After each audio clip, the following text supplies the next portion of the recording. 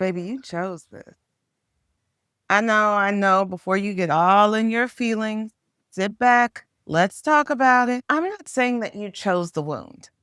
I'm not saying that, but you did choose the operating system and you choose to continue to run that operating system in your life. By the end of this video, you're going to understand exactly what that means and what it's costing you. Where are all my grown latchkey kids?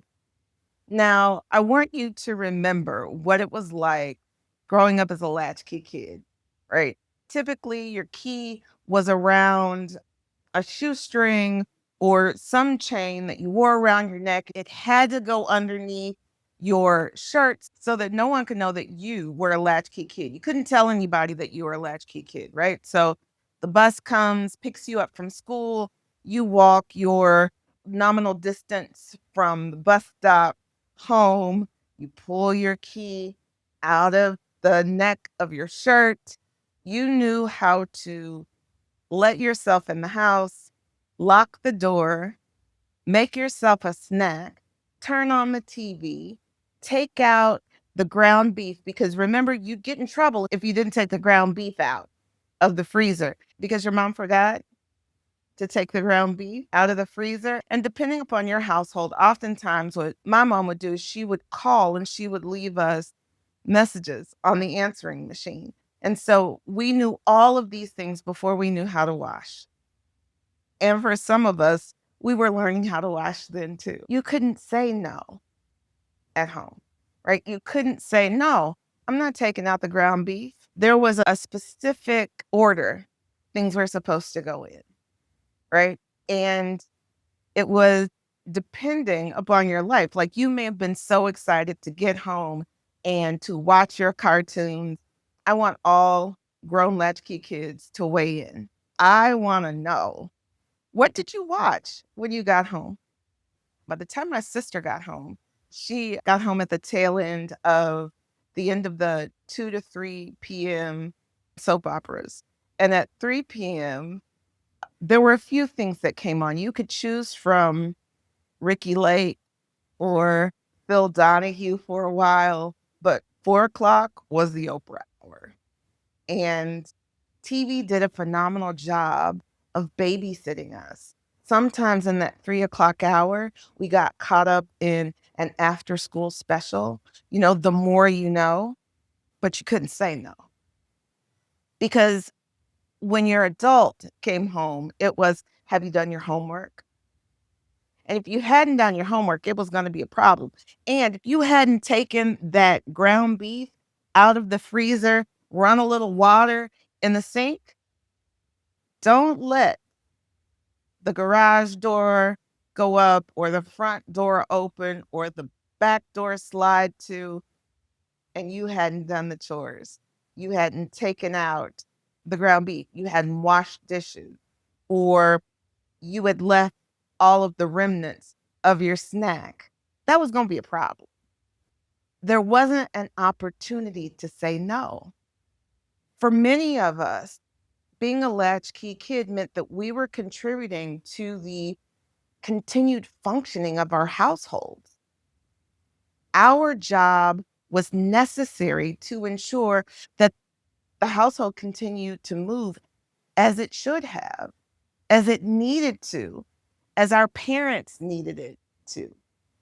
You couldn't break anything. And if you broke something, you needed to fix it.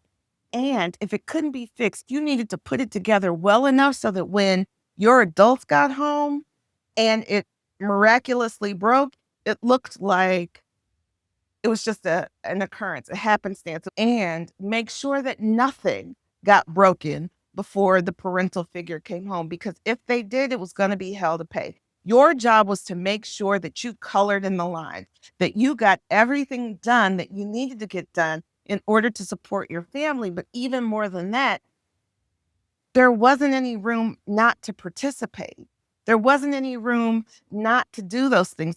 You were responsible not only for contributing your piece to a functioning household, but also making sure that you got the things done that needed to get done. Like your homework. How many of us watched some cartoon or after school special or talk show while we were doing our homework.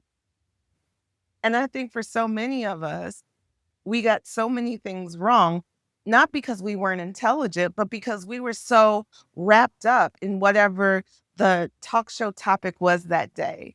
Did He-Man or She-Ra maximize their power against Skeletor?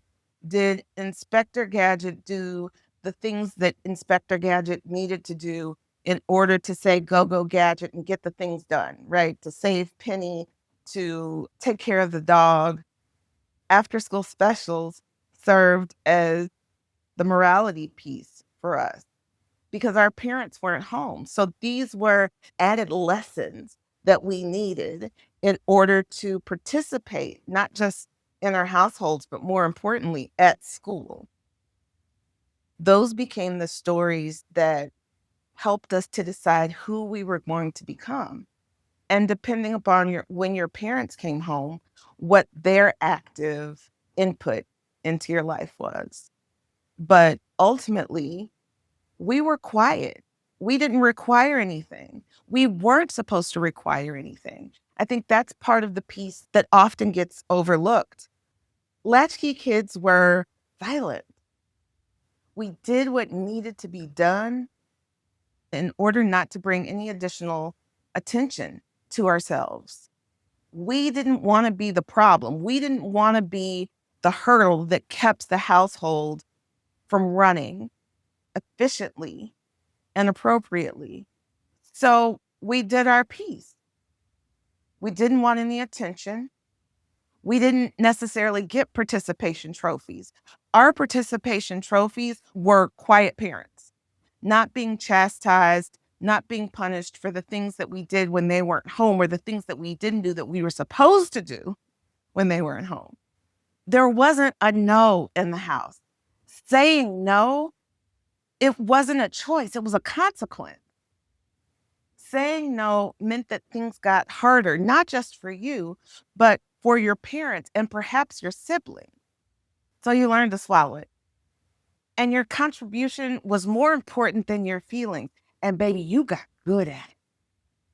It became a pattern in your life.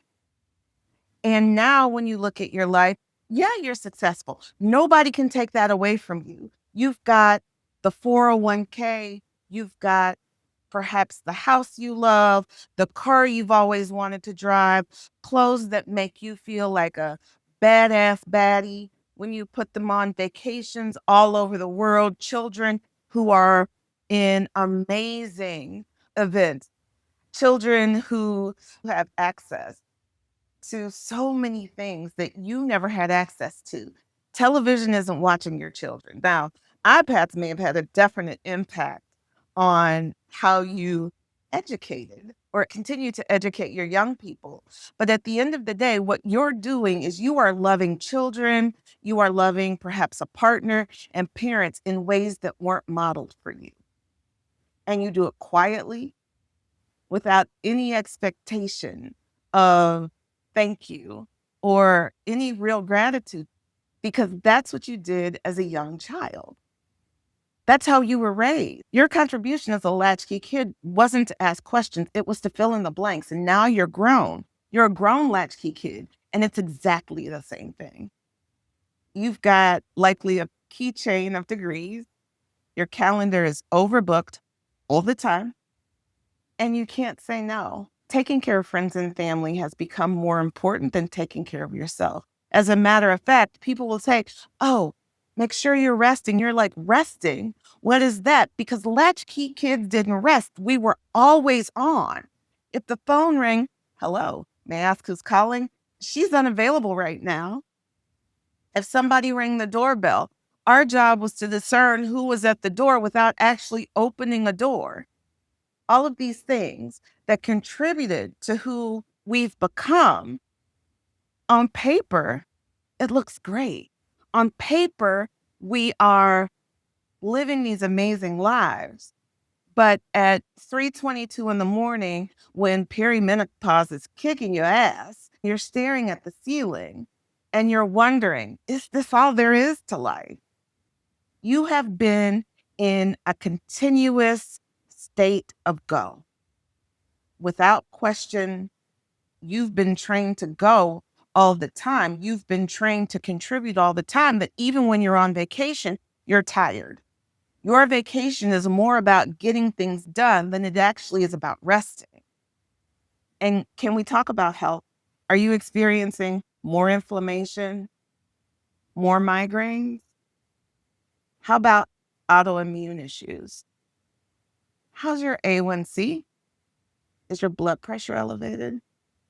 Are you making more cells in your body, more of a particular type of cell in your body than necessary? That's how that being on shows up.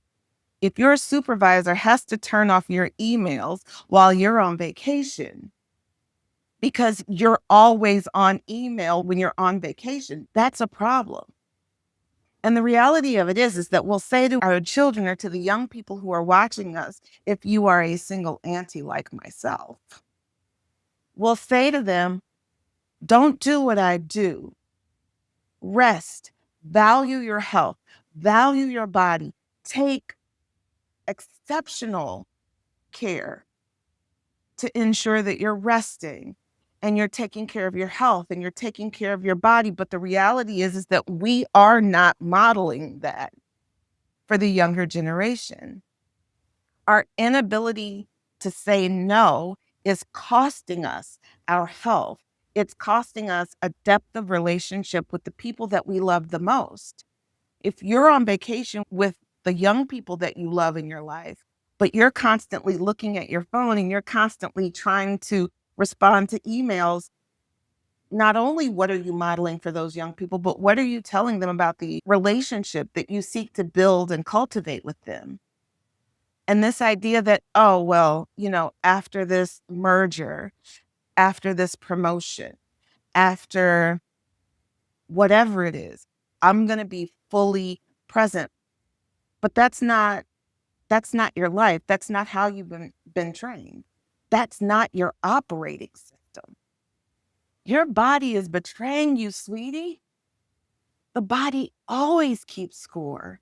Every yes that you've given away that should have been a no is sitting somewhere in your tissue. Your inflammation markers, your sleep cycle. This isn't woo, it's physiology. And I need for you to understand that before we can go any further. We have made everybody in our lives the main character in our story, and we become the supporting character in our own stories. Perimenopause hits differently in your body when you've been in overdrive since 1987. Vacation won't fix how tired you are because you bring yourself on vacation. If you have a hard time sleeping, wherever it is that you primarily live, then you're going to have a hard time sleeping on vacation. If you're always doing in your life, then when you get to that beautiful vacation spot that allows you the opportunity to rest, relax, relate, and release, you don't know how. You fill the time with excursions, you're constantly doing, or you spend time going and visiting things and places and people that need visiting rather than shutting down, or at least taking the opportunity to assess in your body what it is that you need. What does your sleep hygiene look like? Are you hydrating? How would you rate your satisfaction with your life?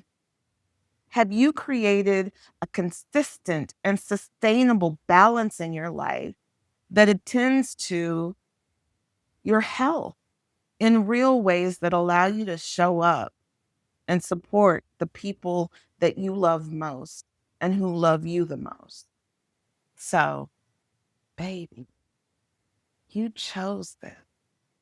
Not the childhood, not the conditioning, not those people who needed you to be the most responsible person in every room you were in before you could even drive. That was not a choice.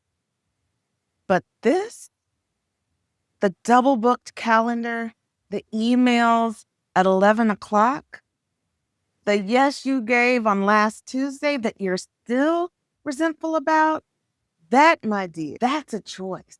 You're not broken, Sugarfoot. You are running a 9-year-old operating system on a 47-year-old's life and responsibilities. That's not who you are. That's what you learned. And if you can learn that, you can learn something else. No is not a boundary. No is not a strategy. No is not a self care practice. No is a homecoming. The Joyful Leader Reset, the joy of no, starts April 1st. It is a 14-day reset for grown latchkey kids who are ready to find out what their yes is actually worth. When we're full, we're full. The link is in the description.